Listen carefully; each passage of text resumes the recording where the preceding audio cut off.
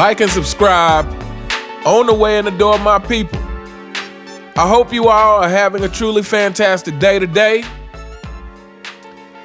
Let me go ahead and give all fanboys a warning.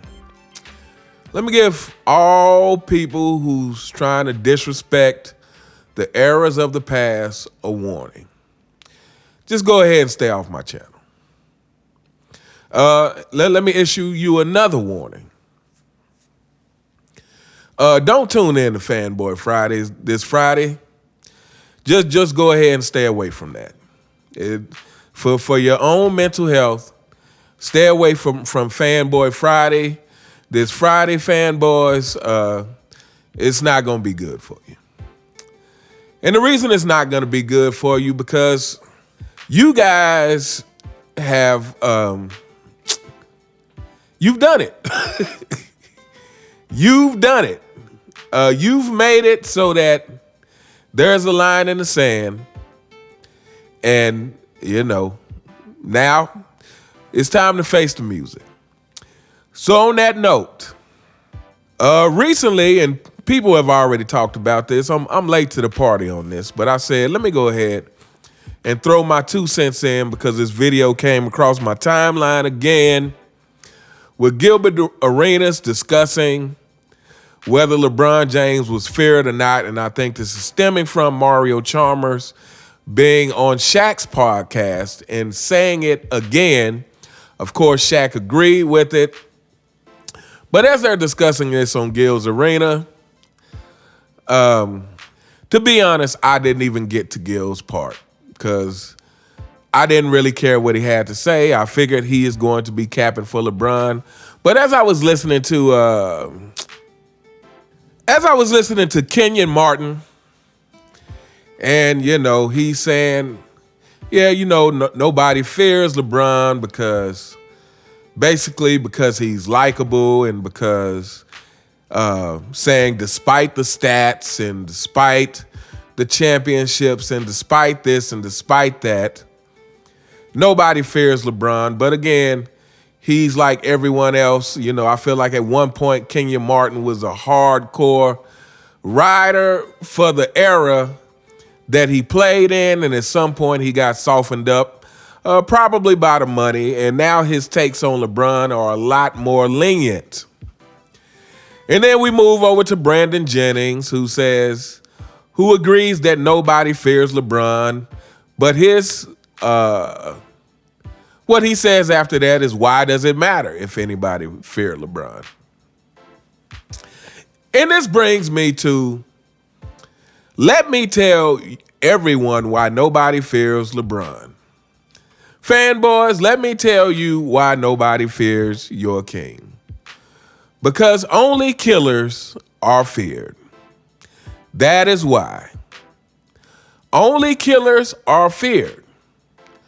Only people who, and who are the killers in basketball? Let's talk about that. The killers that are remembered, who get labeled for that assassin mentality, are what?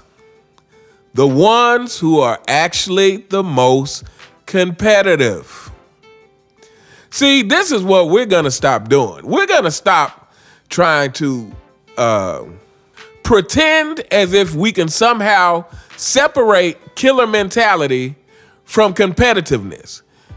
We're going to stop separating passion from the desire to play the game, people. Let's get real over here. Let's get real. This video is about to get real. We're going to stop trying to separate these things because in actuality, what we're doing is making excuses. Fanboys, you know about that. That's all you guys are built on is excuses. And your king. Nobody fears LeBron because LeBron James is not that kind of competitor. In sports, competition is trying to beat the other person. And the more competitive you are, you don't just want to beat the other person. You want to destroy the other person. You want the other person to know that they are not on your level. This is what the real competitors Do. Your Larry Birds. Your Larry Bird who would tell you exactly what he's going to do and then do it. Now, why did he do that? Was it just about trash talking? No, it was about crushing your spirit. It's competition, people. Let's stop pretending as if this Killerman fanboys, we're really talking to you. And we're talking to the mainstream media, who a lot of them are fanboys or either fanboys for the check. But let's stop pretending that the killer mentality is not directly related to competitiveness. Let's stop saying, oh, well, because you can't quantify killer mentality, that is not that important. Or somehow for LeBron James, it is not that important. Because let me go ahead and tell you, the lack of killer mentality with LeBron James is everything wrong with him. The lack of killer mentality is why LeBron James doesn't have a great bag. The lack of killer mentality is why LeBron James has 6 finals losses. The lack of killer mentality is why LeBron James has only played 182 game season. The lack of killer mentality is why nobody fears LeBron James. Only killers get feared.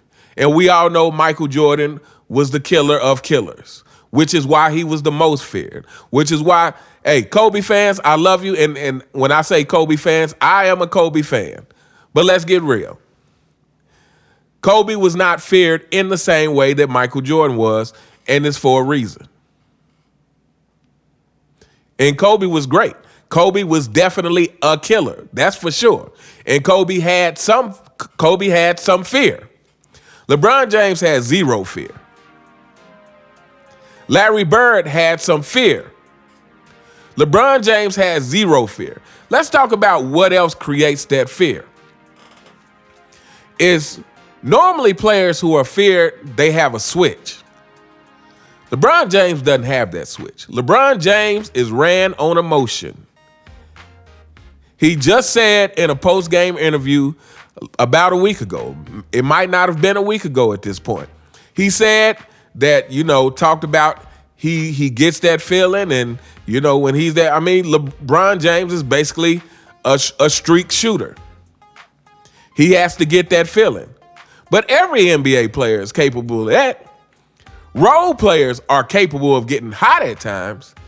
But we talk about LeBron James being one of the most inconsistent superstars we've ever had. And that is because LeBron James, as a superstar, he gets hot, and when he gets hot, yeah, he plays great. Even though, let me interject this, I was watching some playoffs when LeBron James was on Miami. Let me go ahead and say this, and I'm probably going to say this again in Fanboy Fridays, but I'm going to go ahead and say this now. You know what really, really disgusts me about LeBron James in this flopping thing? Is even when Miami was doing well, LeBron James was still flopping.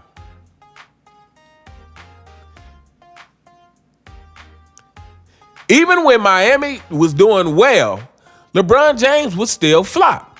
In games where he doesn't need to flop, LeBron James will still flop. Fanboys, that is your king. Totally ridiculous. But anyway, back to what I was saying. The lack of killer mentality is directly why LeBron James doesn't have more championships. He doesn't have that switch where he can where if someone says the wrong thing to him, he can go from having a bad game to a great game. He doesn't have that switch to where you feel like saying the wrong thing to him could cost you the game. He doesn't have that. And evidence of him not having that is the 2011 finals, when he was getting cooked by Jason Terry. When someone has to come on and talk about This game depends on whether LeBron James is going to be able to handle Jason Terry. Lack of killer mentality is why Jason Terry was shooting in LeBron James' face as if LeBron James was 5'2" instead of 6'9".